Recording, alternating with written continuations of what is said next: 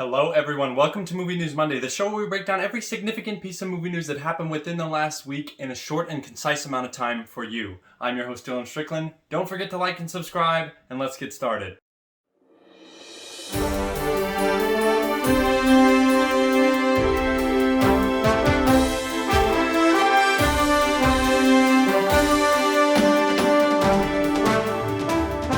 So off the top, over the weekend, I watched the Forever Purge, and let me tell you what, it was kind of not really for me. I mean, it was kind of in the middle, right there in the middle. I do like a lot of the political commentary stuff that goes on in these movies, and that was present in this one as well, and I think that is handled actually pretty well.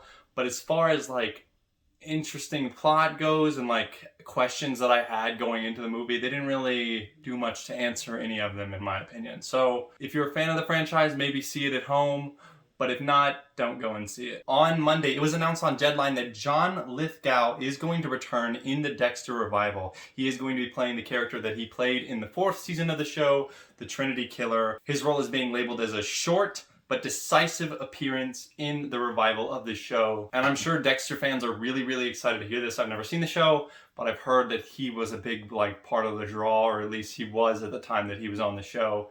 So I'm sure there are a lot of people who are very excited about this. Also on Monday, the Dungeons & Dragons set photos came out, and it's not anything crazy. It just is a castle. It's not really even a set photo, honestly. It's just where they're shooting, essentially. There was also a video attached to that Dungeons & Dragons, announcement set photo piece, and I've linked it down below in the description if you'd like to watch it for yourself. I'm actually pretty excited about seeing this movie. I'm a huge Dungeons & Dragons fan. I played it most of my life. I'm sure you can tell by the way I look.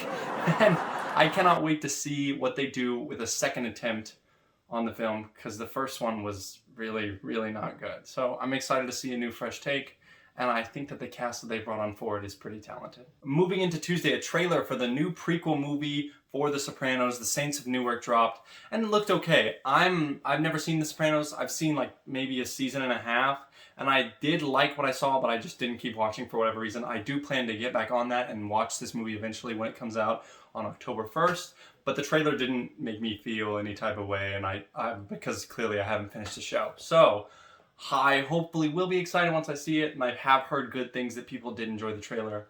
So I'm sure if you're a Sopranos fan, you will enjoy it as well. Some excellent news on Tuesday is the DGA has reinstated their exclusively theatrical release rules. As of June 15th, 2021, your movie has to be out in theaters exclusively for at least 7 days before releasing onto any other streaming service. Otherwise, you will not be eligible for the Directors Guild of America nominations or awards. This means that you cannot release it day and date. You have to at least release the movie first.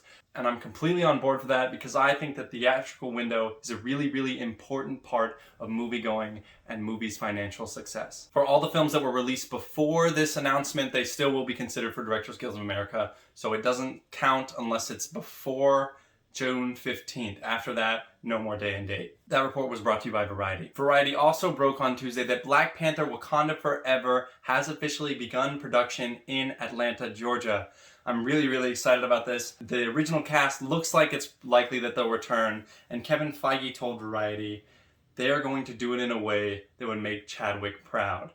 Now, that's some heavy words. I mean, I don't think that they could do it in a way that wouldn't make Chadwick proud, but it's interesting to speak on behalf of someone who's passed on. I don't know. I don't know. Maybe I'm just making a thing out of nothing. But I was like, that's an interesting statement. I don't know. Probably not. Maybe. This movie will, of course, release on July 8th, 2022, and I'm pumped as ever to see it. On Wednesday, a trailer for Don't Breathe 2 came out, and it looks really cool. This villain, anti-hero type of, I think he's a villain, honestly, type of guy that was in the first one as well, is becoming more and more like a crazy daredevil. I mean, he basically, can feel movement in the air. He can hear almost everything. I thought the trailer was really good. I'm definitely going to go and see it on August 13th when it comes out, and I'm super pumped for what this might have in store. Also on Wednesday, a leaked teaser for the Flash movie possibly shows Wonder Woman, clips of Supergirl, and the '89 Batman mobile. I couldn't find it anywhere. I couldn't even watch it for myself, but people did go a little bit crazy for it online, so I heard really good things. At first I thought it was fake. I didn't even think it was real, but it is actually a real leak. and it appears that Gal Gadot might be in it as Wonder Woman, but hopefully they release it in real time, or like as it actually should be released, because I do want to see it. So hopefully we'll get that in the next couple of weeks. On Friday, Charlize Theron announced that the Old Guard sequel will start filming in early 2022, and that most of the original cast is expected to come back. This was announced on Dev Discourse, and I am so excited. I love the first Old Guard movie. I thought Charlize Theron did a fantastic job. I thought everyone involved did a fantastic job. It was a really, really good action movie from Netflix, and I can't wait to see the sequel. Some pretty fun news, as a new Spider-Man No Way Home suit for Peter Parker seemed to be released or leaked on a Lego box set. And let me tell you what, it looks really cool in my opinion. I know a lot of people don't like the black and red. I like the black and red a lot. It's probably one of my favorite Spider-Man costumes. And now they have like these gold accents that kind of looks like the Spider-Man PS4 look. I'm just really, really excited. I love the Spider-Man look, and I cannot wait to see what it is all about, what's developing in the new film, and how we get to that point. It's cool to me that in each of his Spider-Man movies, his suit develops, and I'm hoping that this is the fully formed final Spider-Man, as he is becoming an actualization of his character. He is now Peter Parker, separated from Robert Downey Jr. He is Spider-Man. He is the Spider-Man that we know. We've had 3 coming-of-age stories, and this is the final one that will round off his character and still tell an engaging multiverse story as well. And I'm really, really excited to see, and I hope that this is his main costume in the MCU from here on out. Some unfortunate news, as Deadline announced that the HBO Max show Lovecraft Country is not going to be getting a season 2 at HBO. Now, there was a little discussion with one of the show's creators that they said, you know, we might come back on a different network, kind of sparking a little hope.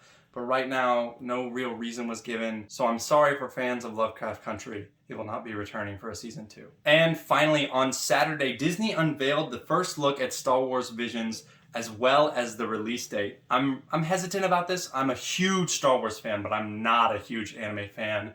There are a couple outliers out there. I did like Invincible, but as far as like anime as a whole, it just doesn't really like touch base with me. I know that it has a following, but I just can't, like, there's a couple I like The Tale of Princess Kaguya. I think that one's really, really good. But a lot of the other stuff is just, I don't know, it's just not really for me. So I'm hesitant about this, but it is Star Wars, so I will be checking it out. And they list off the directors and the names of the episodes. I'm quickly going to list that off for you. And please forgive me for the pronunciation of the names. There's no way I'm going to get these right, but I'm going to try my best. So Kamikaze Duga is directing the one called The Duel. Geno Studio from the Twin Ninjas is going to be directing one called Lop and Akko. Studio Colorido Twin Engine is going to do one called Tatooine Rhapsody. I'm kind of excited for that. Everybody loves Tatooine. Trigger is going to be directing The Twins, which is apparently 2 Darkseid twins growing up. I'm really excited for that one. And The Elder. Kinema Citrus is going to be directing The Village Bride. No idea what that one's about. Science Saru is directing Akakiri. And T0B1, so that's clearly going to be a droid story. We'll see where that goes. Production IG is doing The Ninth Jedi. I have no idea what The Ninth Jedi is going to be about. And the only one I really got information on is The Twins, but they also released a 3-minute teaser when they unveiled everything, and that is linked down below in the description, as well as all of the other trailers in this video, if you'd like to give them a watch for yourself. That is going to do it for Movie News Monday. If you enjoyed this, please leave a like and subscribe. It really, really helps me out. Hit that notification bell. I will, of course, be back next week for another Movie News Monday. And I should have a media melt coming out on the Forever Purge, so we talk more in depth about our opinions. Please give that a view if that sounds like something you're interested in. Thank you guys so much for watching, and I'll see you next week.